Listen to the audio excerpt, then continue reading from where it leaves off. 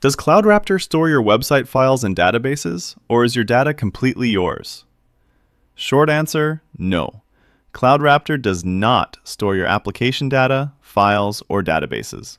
All your data stays on your own server infrastructure, whether you're using AWS, DigitalOcean, Hetzner, or custom VPS.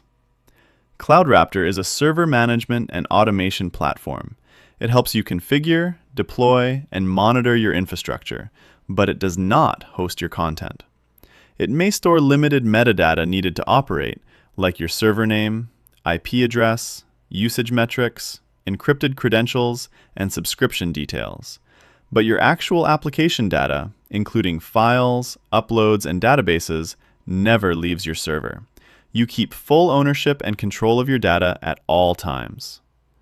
So CloudRaptor manages your server, but your data always stays with you. And that's how CloudRaptor keeps your infrastructure powerful while your data stays private.